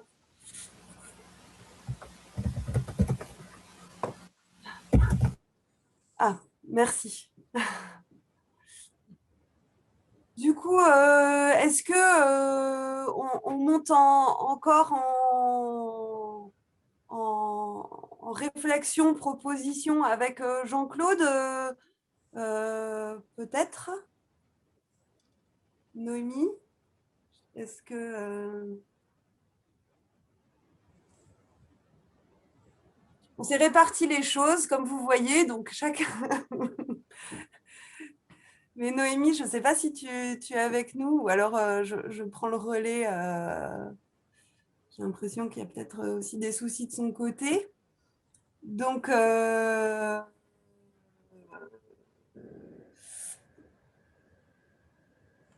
fait, Noémie, elle avait juste à passer la parole à Florent pour introduire Jean-Claude. Sur le sujet de la SSA, alors. Hein. Tout à fait. Et finalement, d'où elle est venue cette idée? C'est quoi le problème avec les problématiques de pauvreté du monde paysan aussi et les précarités alimentaires des populations? Florent, ça y est, tu es avec nous? Ouais, je suis avec vous. Enfin, je vais pas parler longtemps. Juste, enfin, dire que j'ai trouvé super intéressant les deux dernières interventions. Un grand merci à Céline et Willy pour ce qu'ils amènent aussi. Et dire que avant de passer la parole à Jean-Claude, que pour recentrer sur le thème d'aujourd'hui, qui est sur les paysans et les paysannes et cette thématique de l'accessibilité à une alimentation de qualité, dire que ce qui va peut-être être intéressant chez une bonne partie des paysannes et des paysans en AMAP, c'est que finalement, avec les systèmes de calcul du prix qu'ont pu décrire Willy comme Gwen, beaucoup de paysans arrivent à vivre dignement. Et donc, du coup, cette question de, une fois que on est sécurisé sur notre vie et la réponse à nos besoins, on est beaucoup de paysans à se poser la question de finalement, ok, on arrive à fonctionner économiquement, mais du coup, à qui on amène des légumes? C'est pas une question qui se pose que chez Céline et Willy, c'est pas une question qui se pose que chez Gwen ou chez nous, c'est une question qui se pose chez de nombreuses paysannes et paysans. Et vous en avez vu des exemples ce soir. Il y a dans la note de récolte de Magali plein d'autres exemples avec des trucs qui vont même encore plus loin, avec les caisses d'allocation familiale qui sont en partenariat avec des réseaux d'AMAP pour justement essayer de développer encore des systèmes qui vont un petit peu plus loin. Et donc, pour nous et le Miramap, c'était tout à fait logique quand on a entendu parler d'une sécurité sociale de l'alimentation, de s'y intéresser et de rejoindre le groupe duquel Jean-Claude va nous parler, parce que on est bien conscient que finalement, il y a des limites dans le système AMAP, même s'il est hyper fort pour expérimenter plein de choses. Et donc, conscient de ces limites, on a envie d'aller plus loin pour garantir un droit à l'alimentation pour toutes et tous. Et donc, on espère vraiment que ça avance. Et Jean-Claude, il va nous en parler un petit peu plus de la sécurité sociale de l'alimentation, un petit peu du concept, même si on en a déjà parlé dans ce cycle-là, mais aussi de finalement la place des paysannes et des paysans là-dedans, et de la manière dont ils pourraient aussi finalement être aussi sécurisés, espérons que dans un système AMA. Jean-Claude, si tu es là, je te passe la parole avec grand plaisir. Bonsoir et merci de l'invitation. Je dois m'assurer que vous m'entendez bien, oui. C'est la première chose à faire, très bien, parce que je ne suis pas très doué, question de manipulation des ordinateurs et des systèmes informatiques. Donc, rapidement, d'où je vous parle, je suis paysan honoraire dans le Finistère, où j'étais éleveur pendant 40 ans et où je suis aujourd'hui retraité. J'étais adhérent, et je suis toujours adhérent à la Confédération paysanne. J'ai été des paysans travailleurs à une autre époque et je suis sociétaire de l'atelier paysan et j'ai été pendant une dizaine d'années administrateur du réseau CIVAM. Et c'est dans le cadre de ce bénévolat autour du réseau CIVAM que j'ai été et nous avons été amenés à nous poser la question de l'accessibilité à l'alimentation. Et c'est cette question-là qui est posée depuis 10 ans dans le réseau CIVAM, une organisation professionnelle agricole, qui nous a amenés à nous intéresser à la sécurité sociale de l'alimentation comme un des moyens de la socialisation de l'alimentation et de l'agriculture, étant entendu qu'aujourd'hui, à la suite de ce long travail de plusieurs années, nous avons identifié la désocialisation, le désencastrement de l'économie agricole et de l'économie rurale, de l'économie générale, ce désencastrement-là comme une des causes de la pauvreté alimentaire. Voilà, ça c'est le débat. Le départ, ce dont je vais vous parler, c'est un aspect de la sécurité sociale de l'alimentation qui est elle-même un aspect de la socialisation de l'alimentation, qui est elle-même une conséquence de la manière dont nous produisons tous, et j'entends bien tous, c'est-à-dire qu'on ne peut pas dire que le moyen de production de l'alimentation n'est pas responsable de la pauvreté alimentaire. Ce dont on va parler, ou dont je vais vous parler très rapidement ce soir, ce sont les aboutissants d'une question dont, et je crois que c'est Gwen qui disait tout à l'heure, il ne faut jamais oublier tous les tenants. Parce que si vous arrivez où que ce soit avec je suis d'une AMAP, d'une agriculture paysanne, où je défends la bio, où je défends demain la sécurité sociale de l'alimentation, vous apportez une réponse avant même d'avoir formulé des questions. J'ai une réponse, avez-vous des questions? Ça, c'est un truc qu'on voit sans arrêt. Il ne faut pas se raconter l'histoire, on se comporte comme ça, la plupart d'entre nous, sous label de qualité, sous des alibis parfois de bonté, de cœur et tout ça. Et pour, juste avant de prendre l'intervention où je vais la prendre, rappeler ce que disait, ce que formulait tout à l'heure Gwen, je pense de manière encore plus brutale que lui l'a dit, la question alimentaire et agricole, c'est une question systémique qu'il n'est pas question d'envisager seul dans son coin, ni même à 10 dans un quartier. C'est une question vraiment systémique. Et par exemple, dans un territoire, on peut faire des expériences, mais ces expériences-là, en aucun cas, n'auront une valeur. Elles vont servir pour pouvoir dire ce qu'on fait, mais on ne peut pas les universaliser à partir d'une expérience. Je vous dis ça, c'est parce qu'actuellement, autour de la sécurité sociale de l'alimentation, la question se pose. Lutter contre la pauvreté, c'est une chose. Il faut faire gaffe de ne pas lutter contre les pauvres, ce faisant, il y en a beaucoup qui le font. Et lutter contre la pauvreté, si on peut éviter, si on veut aussi se donner un peu d'ampleur et prendre la considération. Le problème systémique, c'est lutter contre le capitalisme. Voilà. La concentration de la richesse dans les mains de certains à travers la production agricole, à travers sa transformation et à travers sa mise en marché. Faisons-nous cela? C'est à nous de nous poser cette question. Donc, le constat de la pauvreté alimentaire, quand on l'a fait en milieu agricole, qu'est-ce que ça implique pour le paysan? D'abord, c'est un constat qui est très dur à faire, très dur à admettre, très dur à faire. Quand on l'a fait il y a 10 ans, on en était à 3,5 millions de bénéficiaires de l'aide alimentaire. Aujourd'hui, on en est à 7,5 millions. Vous voyez bien qu'il ne s'agit pas seulement de faire un constat, il s'agit de suivre l'évolution de ce qui se passe. Il s'agit aussi de faire le rapport entre ce que vous faites sur votre ferme et ce que vous prétendez faire et l'état de la question pauvreté alimentaire dans la société. La réponse, je vous le disais tout à l'heure, qu'on peut apporter, qu'on peut dire, voilà, cherchons dans ces directions-là pour voir ce qu'on va y trouver.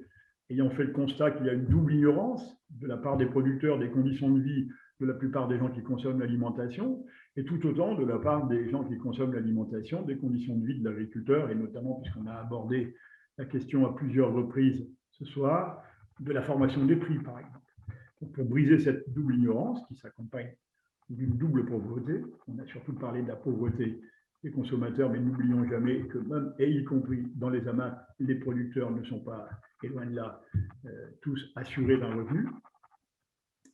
Ce constat-là, c'était débouché sur, il faut briser donc cette double ignorance, et on traduit ça dans un terme de socialisation. Socialisation, c'est aussi l'opposé à l'individualisme méthodologique qui est à l'œuvre aujourd'hui dans les politiques libérales qui veut que chacun est responsable de son affaire et qui débouche, par exemple, j'ai entendu tout à l'heure Marc Alfandéry le dire, sur des minima sociaux qu'on souhaiterait rendre un peu plus... voilà, vous êtes chacun responsable de votre affaire, on vous file un salaire social, un minima social, puis démerdez-vous pour trouver le reste, et on néglige du coup la question systémique agricole-alimentation. La socialisation, c'est un changement de statut, réfléchir au statut qui fait qu'aujourd'hui le producteur doit être propriétaire de son capital de production. Tout simplement pas possible, c'est ça qui crée en grande partie la pauvreté alimentaire. Donc, à nous de voir comment on peut réfléchir là-dessus. Il y a des groupes de travaux là-dessus. C'est aussi un renouvellement des politiques publiques. Actuellement, la politique publique d'État, elle est faite par une alliance entre l'État, la FNSEA et tous le complexe agro-industriel, dont nous sommes le complément de gamme d'ailleurs, par parenthèse. Ce complexe agro-industriel qui allie les politiques publiques de l'État et les grandes organisations professionnelles n'est pas une réponse obligatoire. Nous pouvons et nous devons construire des politiques publiques à quelque niveau que ce soit qui répondent à nos attentes. Il ne faut pas négliger ce côté-là, je le dis parce qu'il y en a beaucoup d'entre nous qui s'écartent en disant la politique publique, on en bave depuis 70 ans, on n'en veut plus, il faut se réfugier, être autonome dans son coin, dans son petit territoire, et puis laisser tomber le reste. Ça, c'est inutile. En France, la politique agricole est une politique extrêmement administrée. Si vous cherchez à vous en échapper, il n'y a peu de place. Il n'y a pas de place pour vous. C'est juste dans les petites marges et dans les joints entre les pierres que vous allez trouver un peu d'espace. Et donc, la troisième piste proposée, c'était depuis 3 ans maintenant, et le MIRAMAP est associé à ce groupe de travail, c'est une forme de sécurité sociale de l'alimentation.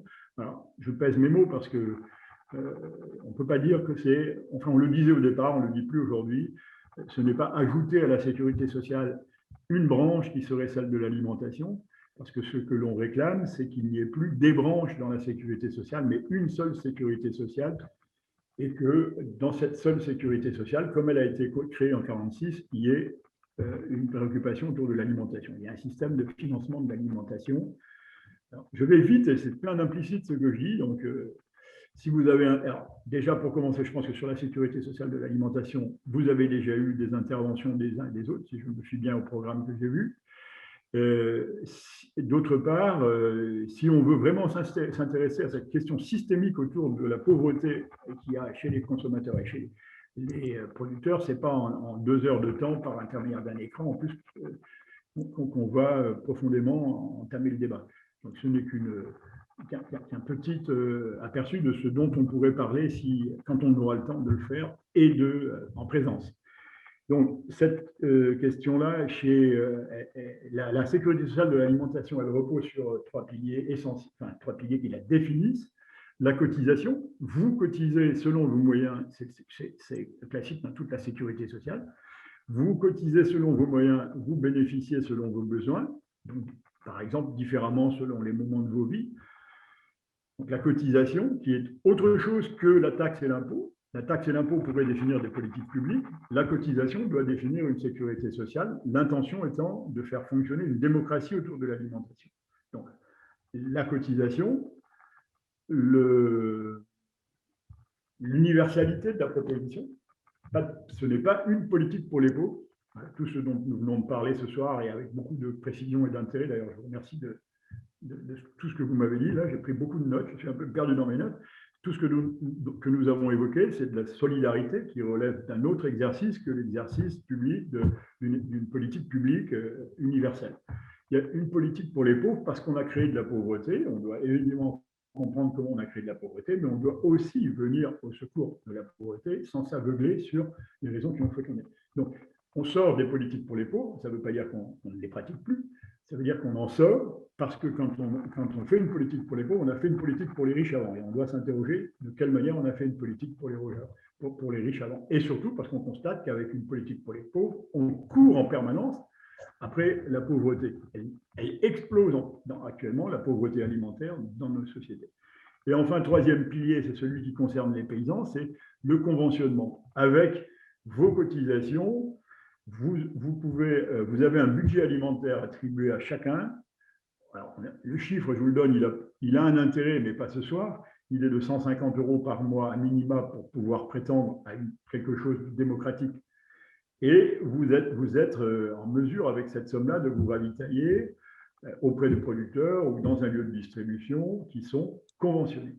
Et dans ces caisses de conventionnement qui vont définir ce que l'on va consommer, là, il faut qu'on en discute, quelle est la place du producteur. Et la question telle qu'on se la pose actuellement, c'est que pour que nous puissions avoir une réelle démocratie dans l'alimentation à travers ces caisses de conventionnement, il faut que ce conventionnement soit fait en connaissance de cause. C'est-à-dire que les citoyens qui, dans un lieu de vie dont l'échelle reste encore à définir, mais les pratiques autour de la démocratie directe et les recherches qui ont été faites en ce terme-là nous montrent qu'on peut aller entre 10 et 20 000 personnes sur un bassin et considérer que sur une question telle que l'alimentation, on puisse avoir une expression démocratique des besoins, des nécessités de la population. Donc, en gros, ce qui correspondait, il n'y a pas si longtemps que ça, à un canton, il y a une dizaine d'années, un lieu de vie de 10 à 20 000 personnes, une caisse de conventionnement dont nous souhaitons qu'elle soit... alors, il y a des modes de dire, ça c'est toujours un travail. Par exemple, nous, majoritairement, on propose qu'elle soit par tirage au sort, avec des mandats impératifs et non renouvelables. Il pourrait en être autrement. Parmi nous, il y a des gens qui défendent l'élection avec un programme autour de l'alimentation. Donc, il y a des débats à avoir là-dessus. Comment sont créées ces caisses de conventionnement. Et puis, dans ces caisses de conventionnement, puisqu'on veut avoir une connaissance de cause des moyens de d'abord, dans un premier temps, on fait une connaissance de cause de ce que l'on souhaite manger. Et ça, nous, on est persuadés que tout le monde veut manger à peu près la même chose. Donc, je ne sais pas si vous me direz le contraire tout à l'heure. Et je pense que l'ensemble de la population, à part quelques cinglés, refuse de manger trop de sel, trop de poivre, trop de sel, trop de gras, trop de pesticides, refuse même certainement de donner tout ça à ses enfants, encore plus. Donc, on n'a pas de problème d'ordre de qualité avec ça. Si tu donnes les moyens à la population d'exprimer son besoin alimentaire, il va être le même que le nôtre. Et du coup, la capacité à transformer le modèle agricole en fonction de cette demande-là, ça va être le moteur de ce qu'on cherche. Mais la deuxième partie du en connaissance de cause, c'est connaître ce qu'on est en capacité de produire. Parce que dans une population donnée, un groupe de citoyens donné, on peut avoir des aspirations à une alimentation qui n'est pas possible de produire, tout simplement. Et ça va arriver de plus en plus souvent avec le réchauffement climatique, enfin les bouleversements climatiques, pour être plus précis. Et ça va arriver de plus en plus souvent aussi avec les lessivages des sols dans beaucoup de régions.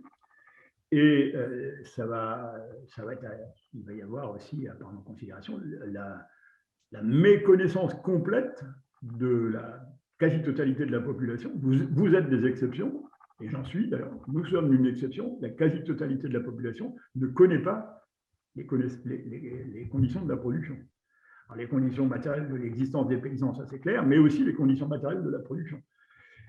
Voilà. Et donc, quelle est la place qu'on va prendre là-dedans? C'est soit on s'appuie sur des institutions existantes déjà, les chambres d'agriculture, au moment où on va sortir la loi sur créant une sécurité sociale de l'alimentation, on va également sortir une loi modifiant ce que sont les chambres d'agriculture, soit on construit d'ores et déjà des organes de décision qui peuvent être qui seront un exemple de ce que pourrait être plus tard un parlement de l'alimentation. Je suis allé très vite, il y a plein d'implicites dans ce que j'ai dit, je vais m'arrêter là et je tâcherai de répondre à vos questions. Donc, je prends le relais pour collecter un peu les questions. Donc, il y a une première question qui est posée à Jean-Claude. Comment peut-on participer concrètement à la mise en place d'un tel projet? C'est Cécile qui rajoute, il faut que le sujet soit porté aux prochaines élections présidentielles. C'est donc concrètement, comment est-ce qu'on peut participer à un tel projet? Déjà, je pense qu'en étant amapien, si vous vous posez la question, vous avez le lieu pour le faire, parce que le Miramap est adhérent de ce groupe de travail-là.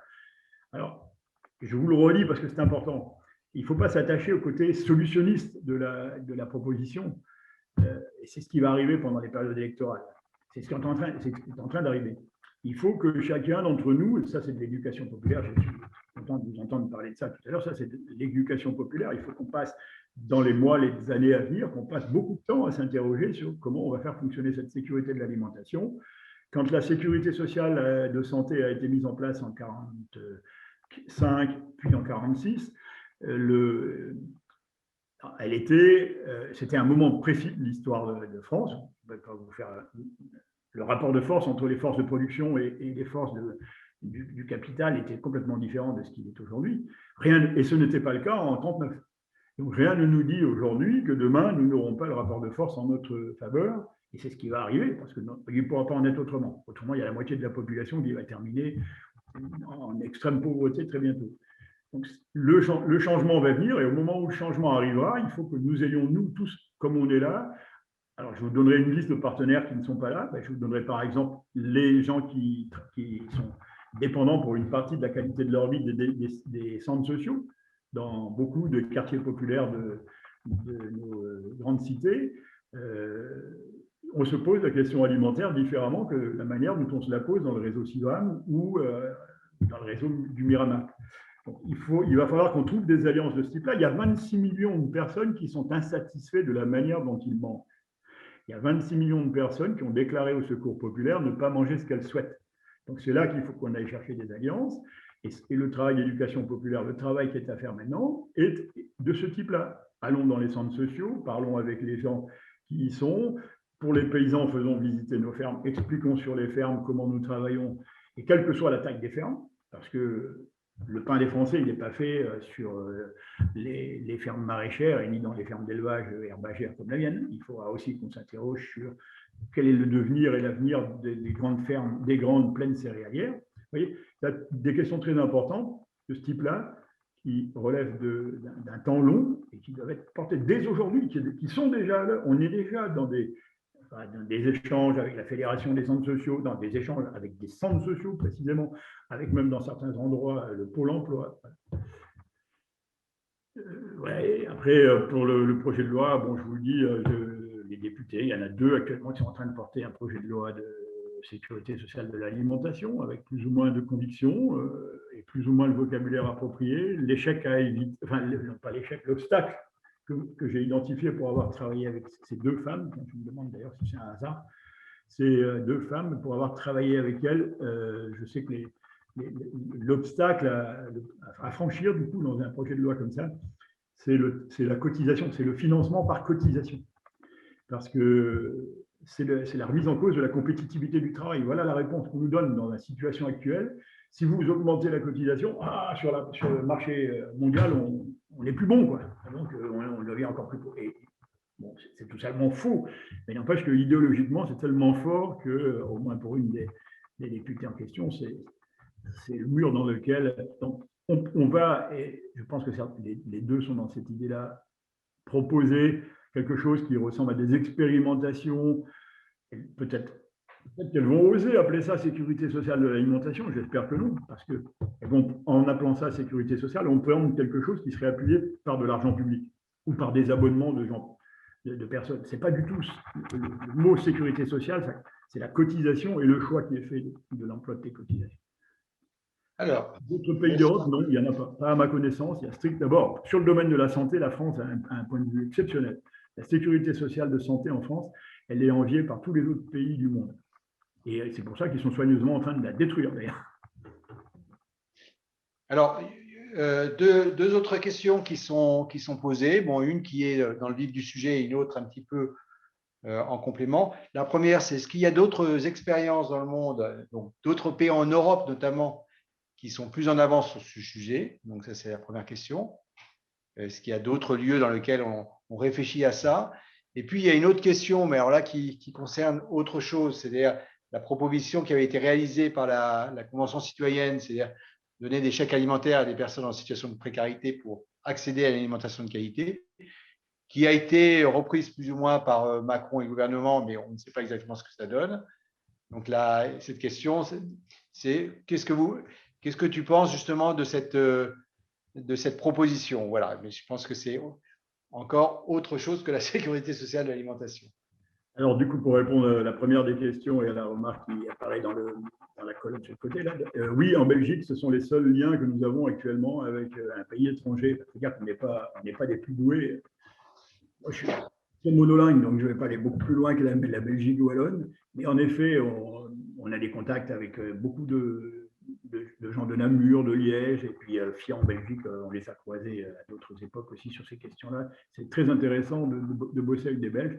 Alors, il existe sans doute… là, pour cette question internationale, moi, j'attire votre attention, si c'est nécessaire, peut-être que ce n'est pas nécessaire, sur la situation en Inde aujourd'hui. On reviendra peut-être là-dessus tout à l'heure s'il nous reste 2 minutes.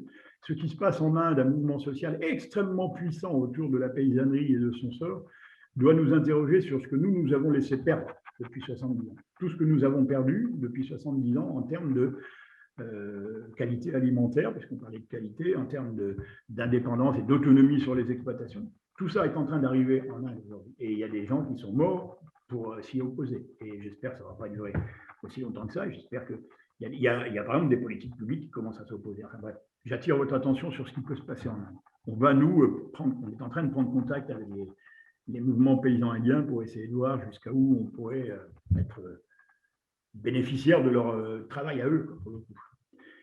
Excuse-moi, du coup, j'ai perdu la dernière partie de ta question. L'autre question, c'était relative au chèque alimentaire. Ah oui, le chèque alimentaire. Alors, le chèque alimentaire, c'est exactement, typiquement, l'exercice de la solidarité, c'est-à-dire d'une politique pour les pauvres. Et ça me permettra de redire ce que je disais tout à l'heure. Il y a l'exercice de la solidarité, c'est une modernisation de la charité. Et en soi, la charité, moi, il y a 15 ans, je vous aurais dit que c'était détestable. Aujourd'hui, je ne vois pas comment on peut s'en passer. Il faut juste ne pas se voiler la face. Un acte charitable ou solidaire n'est pas une politique publique. Il ne faut pas faire une politique publique à partir de la solidarité. C'est la socialisation qui doit être la base de la politique publique. Et les chèques alimentaires, c'est juste venir au secours des pauvres, sans forcément se préoccuper de comment ils sont devenus pauvres et qu'est-ce qui leur manque, qu'est-ce que la pauvreté. Par contre, et pour être en train d'y travailler, on peut… moi, je bosse en tant que paysan, même retraité, avec un centre social de Brest, dans la sous-préfecture du département.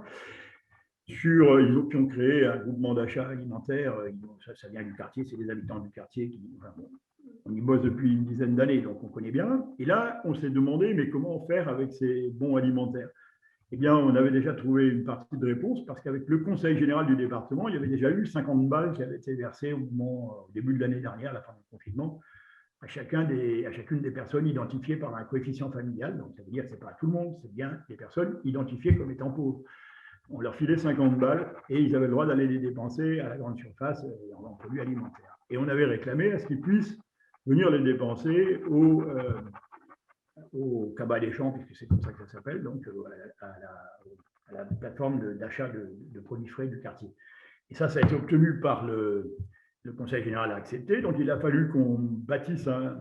Et c'est pas simple, j'entendais tout à l'heure j'ai oublié Willy, témoigner de ça, c'est vraiment pas simple du tout que de s'occuper tout d'un coup de gens qui sont pauvres, parce qu'il faut que tu dises pourquoi tu vois, à partir de quel seuil tu es pauvre? Le secours catholique, le secours populaire, tous ces organes de distribution d'aide alimentaire, ils font que ça. Si vous voulez savoir ce que c'est que l'aide alimentaire et comment ça détruit les existences de tous ceux qui en sont bénéficiaires, lisez Se nourrir quand on est pauvre d'Athénée Carmon. C'est le livre qu'il faut lire à ce sujet-là. Se nourrir quand on est pauvre. Et vous allez voir qu'on ne peut pas tolérer que ça croisse comme ça l'aide alimentaire qui est devenue une politique structurelle. Et donc, ces bons alimentaires-là, oui, pourquoi pas. De toute façon, si le gouvernement les fait, autant qu'on essaye de s'appuyer là-dessus et de demander qu'on puisse les dépenser dans autre chose que la grande distribution. Et ce qu'expliquait très bien Willy tout à l'heure, que de cet acte de solidarité qu'on va faire, on puisse, nous, faire un apprentissage. C'est-à-dire qu'on puisse bénéficier de l'acte de charité qu'on va faire.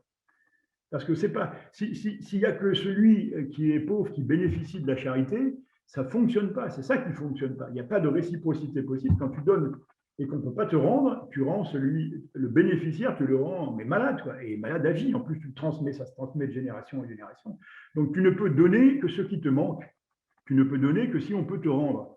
Alors, de cet acte de solidarité que nous pourrions faire à travers les bons alimentaires, il faut s'assurer qu'on va faire un apprentissage de quelque chose. On va essayer de comprendre ce qu'est la pauvreté, comment elle est liée à l'agriculture, quelle est la place des paysans là-dedans. Alors moi, je fais le mariole avec vous ce soir, mais ce n'est pas simple. Hein. Là, hier, on était au CIDAM du Finistère en train de préparer une journée, un week-end de formation politique à destination de nos adhérents. Et la question alimentaire telle que vous vous êtes posée là ce soir et telle qu'on est en train de continuer à faire, ce n'est pas simple. Autant la question environnementale, il y a 30 ans, sur une ferme, on pouvait se dire, voilà, ici en Bretagne, on était placé pour savoir qu'on était en train de détruire la qualité de l'eau. On s'est rendu compte depuis qu'on était aussi en train de détruire la qualité des plages autour, la qualité de l'air, etc., etc.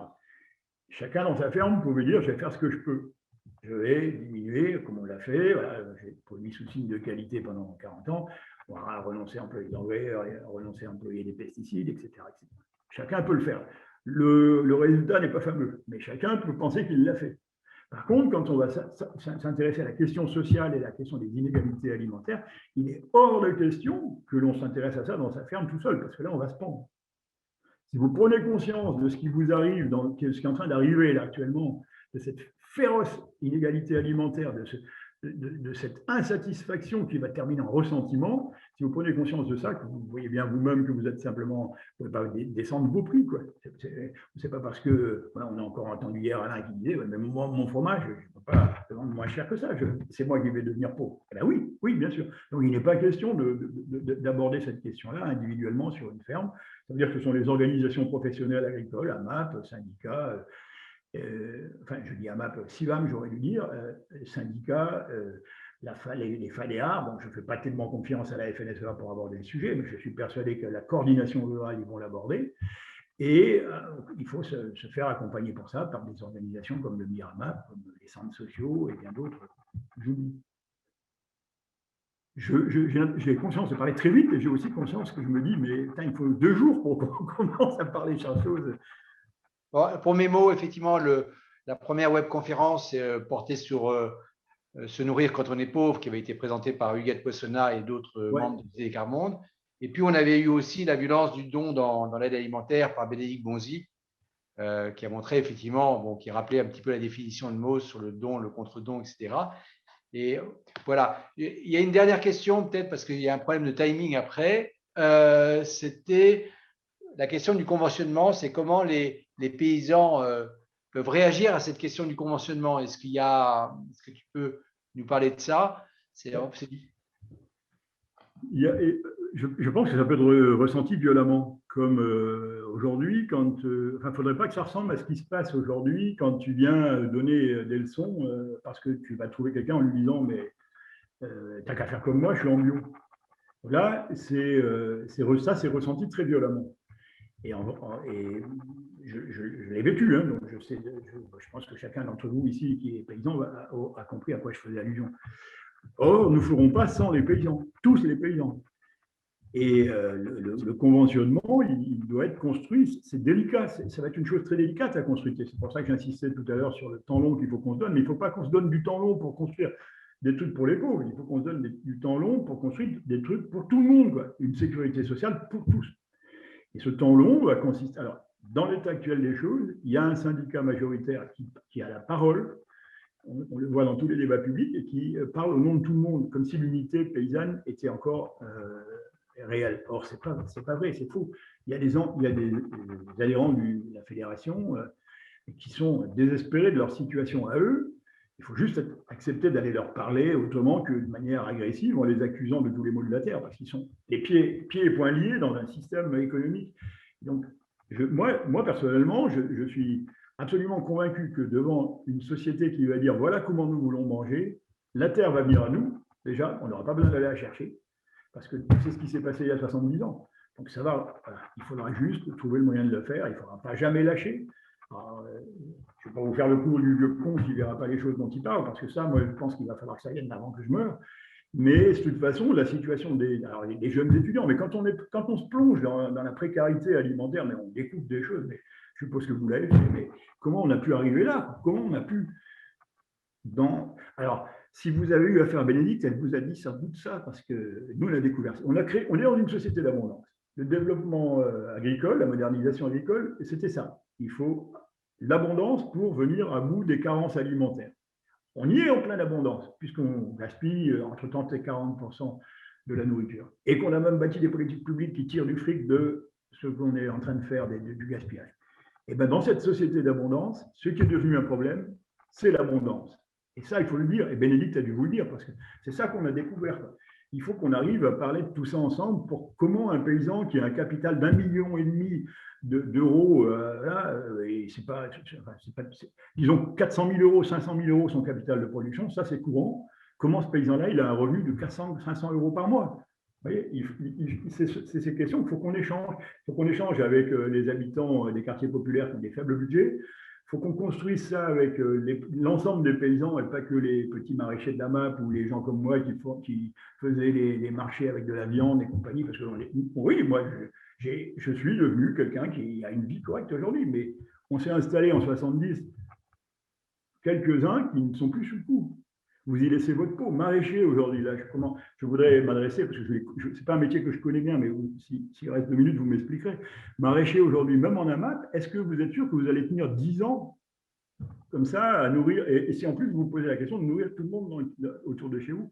Moi, j'en vois qui commencent à se barrer. Ils ont le dos cassé, on ne peut pas continuer à bosser. Moi, j'ai bossé 75 heures par semaine pendant des années. Je ne vais pas réclamer ça à mon petit-fils. Mon petit-fils, il va me grigonner. Il est malheureux comme une pierre, mais ça ne va pas le rendre heureux d'aller bosser 75 heures. Il faut qu'on soit 6 millions à produire de la nourriture. Si vous voulez que les AMAP et la proposition des AMAP tiennent le coup, si nous voulons que les propositions de sécurité sociale de l'alimentation tiennent le coup, il faut se donner cet horizon-là. Il faut 10% de la population à produire de la nourriture. Et là, on n'aura plus de problème. On pourra aller jouer aux boules, on pourra aller envoyer nos enfants à l'école tranquillement et aller les chercher le soir en tranquille. Ils pourront même rentrer à pied à la maison, vous verrez, il y aura du monde partout dans les campagnes. C'est vraiment ce projet politique d'une société de paysans sur lequel il faut qu'on revienne et qu'on propose à la population française. Parce que sinon, et après tout, on fera comme on le fait toujours aujourd'hui, on fera du complément de gamme, on fera de la distinction et on sera amené à faire des politiques solidaires de ce type-là également. Voilà. On peut améliorer l'aide alimentaire, y mettre un peu de bio, y mettre un peu de produits directs, c'est ce qu'on voulait faire. C'est ce qu'on a voulu faire il y a 8 ans. Heureusement qu'on ne s'est pas engagé et embourbé là-dedans. Voilà. J'arrête. Merci Jean-Claude. Malheureusement, on n'aura pas le temps de dialoguer avec les paysans pour savoir s'ils ont les moyens effectivement de vivre des AMAP. On est toujours très attentif à l'heure, donc je vais laisser la parole à Geneviève pour le mot de la fin, donc pour conclure et pour vous donner les perspectives des autres sessions futures. À toi Geneviève. Ok, bah écoutez, merci à tout le monde. C'est toujours un vrai plaisir de se retrouver, même à distance. Voilà, ça peut être aussi, on n'aurait peut-être pas été toujours aussi nombreux autour d'une table, c'est sûr. On était 72 ce soir connectés, donc c'est pas mal. Le compte-rendu sera mis en ligne prochainement, ainsi que l'enregistrement vidéo. Donc, si vous voulez revenir dessus. Voilà. Et puis surtout, rendez-vous le 7 avril. Le 7 avril à la même heure. On poursuit l'investigation, le questionnement. Et là, on en a déjà beaucoup parlé. Est-ce qu'il faut faire avec les personnes, pour les personnes, comment faire? Donc, ça va vraiment nous poser la question de quelle participation des personnes dans les initiatives et comment associer à la décision les premiers concernés par la précarité alimentaire sont des experts de la précarité. Je rejoins l'avis de Jean-Claude Balbo. Se nourrir quand on est pauvre est une mine de réflexion, mais qui chamboule un tas de choses. On ne sait plus comment attaquer le sujet. Voilà, donc la participation des premiers concernés, ce n'est pas un sujet facile. On vous le concocte avec le groupe de travail là, pour le 7 avril et on aura encore des témoignages, je pense, assez remarquables. Voilà, pour vous donner l'eau à la bouche.